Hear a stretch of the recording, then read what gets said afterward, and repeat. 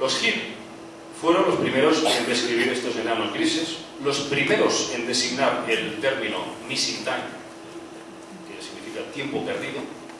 Es como cuando uno va en coche, desaparece el recuerdo de qué es lo que ha pasado durante una hora, hasta que acude el médico, le hacen una regresión y ahí aparece todo el episodio y se recupera todo el relato de que ha estado en una noche. Los Hill, evidentemente, también fueron los primeros en ser hipnotizados para recuperar este relato, en este caso por el doctor Benjamin Simon. Hay que decir también que esta señora, que vemos ahí a la izquierda, que es Betty Hill, durante su abducción le introdujeron una aguja por el ombligo. Y caramba que le debió de doler, ¿no? ¿Qué estáis haciendo? Y uno de los grises le dice, es para saber si estás embarazada. Cuidado, estamos hablando del año 61. Aún no existía la amniocentesis, que consiste en la extracción del líquido del saco amniótico. Procedimiento que hasta, no sé si 9 o 10 años después de esto, empezó a emplearse esta técnica.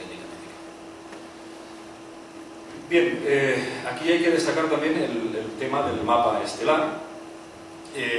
Betty Hill, bajo hipnosis, dibujó un mapa estelar compuesto por 14 estrellas, el Sol y la estrella binaria de la constelación de Reticulum, que estaría situada a 39,5 años luz de la Tierra. Aquí hay que decir que fue vital para esclarecer este tema la astrónoma aficionada Marjorie Fish, quien configuró el mapa durante muchos años y fue, digamos, hilando estas estrellas, y estas líneas que vemos rojas son algo así como rutas comerciales que estos seres estarían haciendo en un laboratorio. Bien, Marjorie Fish, así como la propia Betty Hill, acabaron convencidos de que estas entidades procedían de algunos planetas que orbitan las estrellas de Zeta Reticuli 1, Zeta Reticuli 2. Bien, vamos a pasar al segundo tipo de... No, así, bien. Ayer, en la ponencia de JL, citó precisamente a este personaje, este señor, Phil Schneider. Phil Schneider, que era un ingeniero estructural del gobierno americano, que estuvo implicado en la construcción de bases militares subterráneas en Estados Unidos, hasta que, accidentalmente, en el año 79, en la base subterránea de Dulce, Phil Schneider accedió involuntariamente a un búnker, una especie de búnker que estaba infestado de estas entidades, de estos grises. Lógicamente se alertaron, hubo un tiroteo entre los agentes del servicio de inteligencia y estos extraterrestres. Bien, hay que decir que estos últimos emplearon una especie de rayos de plasma que, cuando eran alcanzados, los humanos quedaban abiertos como pescado. Así lo dice Phil Schneider en unas declaraciones en un ciclo de conferencias que quedaban abiertos en dos partes. Bien, murieron un total de 66 personas y no sé si Schneider fue de los pocos que consiguió sobrevivir. Aquí podemos ver las marcas. Él fue alcanzado efectivamente por unos de estos rayos de plasma. Dice también que llegó a matar a 2 de estas entidades muy rápidamente, en plan vaquero, con su pistola. Y desde luego, pues en el año 95, este hombre está al límite ya de su paciencia y dice: yo tengo que sacar todo esto a la luz pública. Empezó un ciclo de conferencias, no recuerdo ahora si fueron más de 30, y decidió revelar toda la verdad de su vivencia. Bueno, entre sus afirmaciones está en que existe una especie de gobierno secreto que colabora con estos seres y están preparando un New World Order, nuevo orden mundial. A cabo de 7 meses de terminar este ciclo de conferencias, él ya dijo que en 13 ocasiones lo habían intentado asesinar y había escapado de estos intentos bastante por los pelos. Entonces, como digo, 7 meses después lo hallaron cadáver en su casa, estrangulado con una manguera de goma alrededor del cuello. Y dijeron: no, es que es un suicidio, cuando este hombre tenía una pistola de 9 milímetros. lo fácil que es apretar un gatillo, se va a estar una y media hora estrangulándose. Esto no se lo cree ni un niño de 2 años. Evidentemente, pues como digo, se dictaminó suicidio y ni siquiera el forense entró en la casa a inspeccionar. Bien, siguiente. Segundo tipo de entidades muy simpáticas, como podemos ver. Los reptilianos, los famosos reptilianos, últimamente muy en boga, muy populares, también llamados los draconianos. Bueno, como podemos ver, auténticos gigantes, entre 2,5 metros y 5 metros, hay quien habla incluso de 6, pero ya no lo he puesto para no alarmarles. Los ojos, siempre, aquí están en negro, pero generalmente se describen como de un amarillo refulgente, evidentemente con la pupila vertical, rasgo distintivo típico de esta especie. La piel de un color verde oscuro, a veces con tendencia a un marrón clarito, con escamas. Provistos de alas, algunos de ellos, no todos, incluso se llega a decir que tienen 2 corazones y con múltiples columnas vertebrales. Bueno, algo que desde luego nosotros como humanos anatómicamente nos parece bastante exagerado.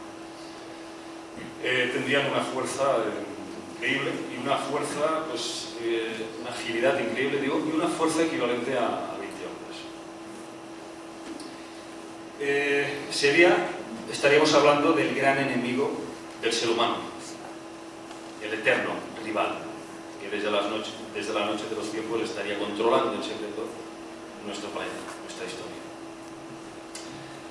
¿Qué pintarían los grises de todo esto? Bueno, pues se cree que los grises serían como los sirvientes suyos. Estos, los reptilianos, serían los que los habrían fabricado para que realicen el trabajo suyo. La comida psíquica de los reptilianos parecería ser las bajas vibraciones del miedo y el odio del ser humano. ¿Y cuál es la mezcla perfecta para conseguir esos ingredientes? Generar caos, generar miedo. Ahí luego es un buen buffet para estos mamones. La historia humana es un ejemplo vivo para comprender que realmente aquí hay alguien que maneja los hilos para que, desde luego, el dolor humano no se detenga. Si ustedes empiezan a analizar pieza por pieza, se darán cuenta que el ser humano tan tonto no puede ser como para estar siempre peleándose, siempre guerra, siempre violencia. Aquí hay alguien muy interesado en que este dolor no pare y la sangre llegue siempre arriba. Yo desde luego no puedo afirmar si los reptilianos están detrás. Lo que sí estoy convencido hasta el alma es que el poder que nos gobierna no es humano. No es humano. Siguiente. Bueno, David Icke, ¿qué puedo añadir sobre David Icke? Que fue quien verdaderamente popularizó a los reptilianos, ¿no? Su teoría, pues, bastante conocida, ¿no? Sostiene que esta raza de reptilianos controla el mundo a través de un linaje de sangre que él llama de bloodlines, y que las familias más poderosas del planeta dominan toda la política internacional, las finanzas, los medios de comunicación. Claro, si controlas todo esto, ya puedes traer pruebas de ovnis y de lo que quieras, que lo pulverizan en un momento y hacen lo que quieran. Entonces, bueno, hoy en día es ya cansino escuchar escépticos que vienen y te dicen, no, es que no hay pruebas, no sé qué, mira, ¿sabes qué? Hazte un trasplante de cerebro. Porque así acabamos. Igual es el símbolo de los Illuminatis, otro tema que habla muchísimo el gran David Icke. Pues la pirámide con el ojo de Horus. La pirámide que por la parte posterior representaría que somos nosotros, que con nuestros hombros los estamos apoyando a ellos.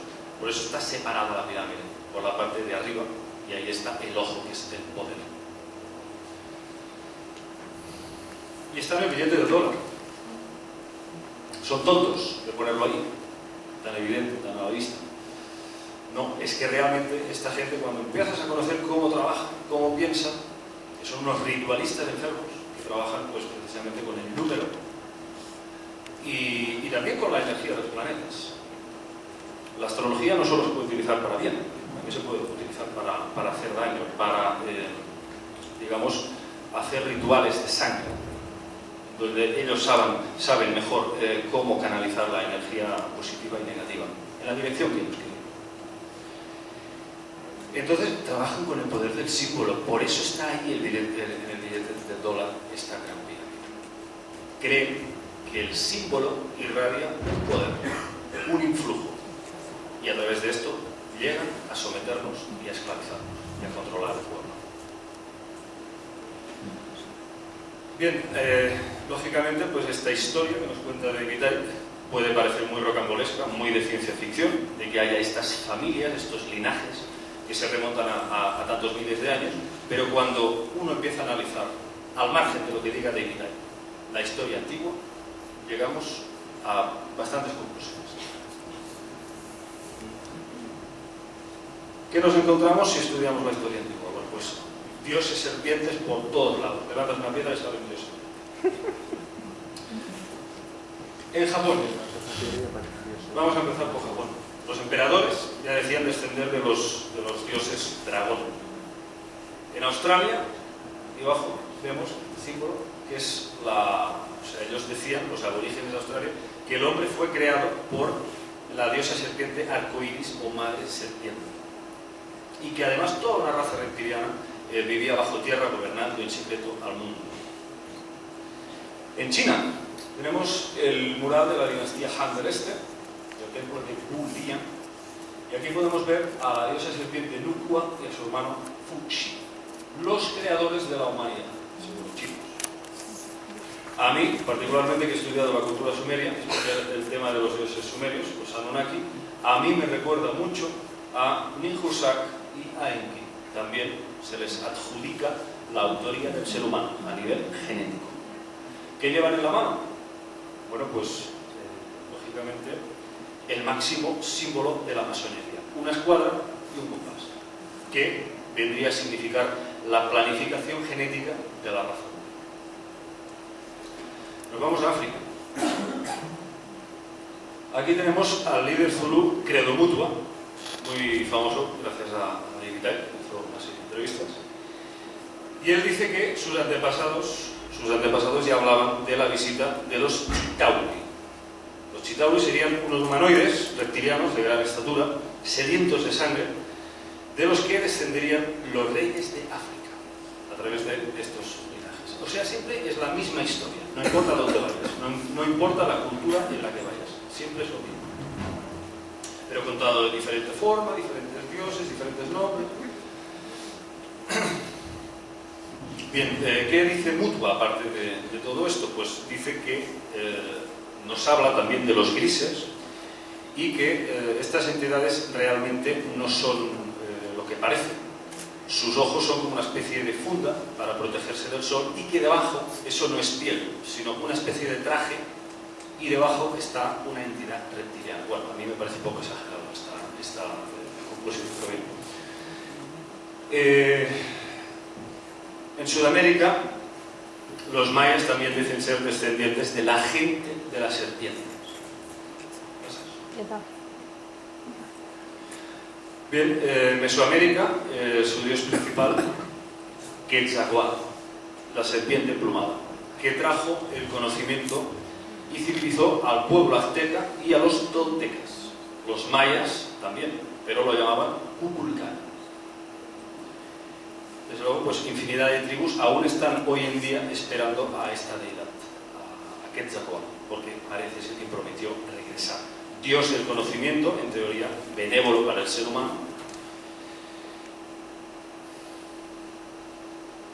Bien, a estos seres se les asocia con la capacidad de cambiar, lo que modernamente llamamos shape shifting. Un cambio temporal en donde serían capaces de transformar su aspecto de reptil a humano o viceversa.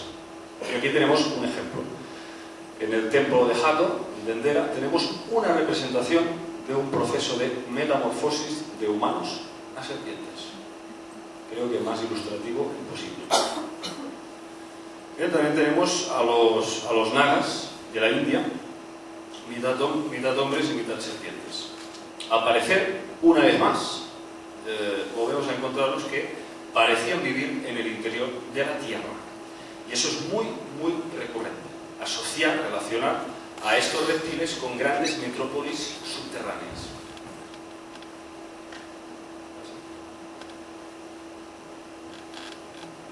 Bien, los indios Hopi nos hablan también de los hermanos serpiente. Mira por dónde. Estos hermanos serpiente, parece ser que hace pues, unos 4.000 años excavaron una serie de túneles bajo tierra para protegerse de una supuesta lluvia de meteoritos que estaba aniquilando la misma Tierra. Tenían tecnología suficiente para levitar enormes bloques de piedras y construir ciudades intraterrenas capaces de albergar a más de 1.000 familias de esta raza reptiliana. Hasta que en 1933, aquí podemos ver al ingeniero de minas Warren Shuffle, hizo descender este señor una sonda a 76 metros de profundidad bajo la colina de Fort Moore, donde hoy está Los Ángeles. ¿Qué es lo que encontró ahí? Bueno, pues básicamente una enorme red de túneles, tesoros, estatuas y vestigios de una raza reptiliana. Conforme iban bajando, una vibración magnética les empezó a incomodar hasta que llegaron a sentir pánico. Jamás se supo de dónde procedía estas ondas. Llegaron a fotografiar 37 planchas doradas con inscripciones no humanas y llegaron incluso a alcanzar los 360 metros de profundidad. ¿Pero qué pasó aquí? Pues que fueron estas excavaciones inmediatamente canceladas por las autoridades. Nunca más se ha sabido nada del tema. El gobierno federal, durante los años 50, tomó el control de este sistema de túneles subterráneos para sus operaciones de toda la Guerra Fría. Aquí podemos leer la noticia aparecida en Los Angeles Times con fecha del 29 de enero de 1934 y reportada por Jean Bosquet bajo el título "Encontrada una ciudad catacumba de hombres lagarto". ¿Qué es lo que nos decían textualmente los Hopi? Unos seres reptiles vinieron de las estrellas en pájaros de fuego, siendo conocidos como los Bhakti, los caídos o descendidos del cielo. Otras tribus, como los Cherokee, pues también hablan de reptiloides bajados de las estrellas, muy, muy parecidos. Insisto, solo cambian los lenguajes, las etnias y las máscaras, pero el contenido es básicamente el mismo. Y en las únicas partes de la Tierra en donde no ha habido evidencia de todo esto es donde se ha conseguido borrar su historia.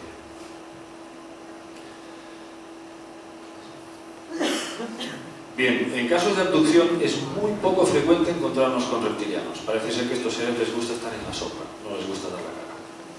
Pero tenemos un caso muy interesante, que es del italiano Fortunato Sanfretta, un vigilante nocturno que la noche del 6 de diciembre del 78 fue abducido mientras hacía guardia en unas villas. Y fue abducido por 3 entidades de 3 metros de altura, que eran verdaderos reptiles de piel verdosa y escamas, como podemos ver en estas imágenes. Los ojos, efectivamente, como hemos visto antes en la presentación, los ojos eran triangulares y de un amarillo refulgente, que por ejemplo parece que los ves en la oscuridad y sus ojos brillan. Lo más traumático para este pobre señor, que de afortunado fue poco, y le pusieron el nombre de Fortunato. Sí, a veces hay un guardia en el destino. Lo más traumático, como digo, para Sanfretta es que llegaron a abducirle hasta en más de 4 ocasiones. Y cada vez que lo cogían, lo agarraban, lo metían en una silla y le metían un casco en la cabeza que producía un ruido ensordecedor y un calor sofocante. Y quedó este hombre, bueno, me lo dijo a mí Antonio Rivera, que lo entrevistó personalmente, le dijo que estaba para pegarse un tiro. Dice, como me vuelvan a abducir, me pego un tiro.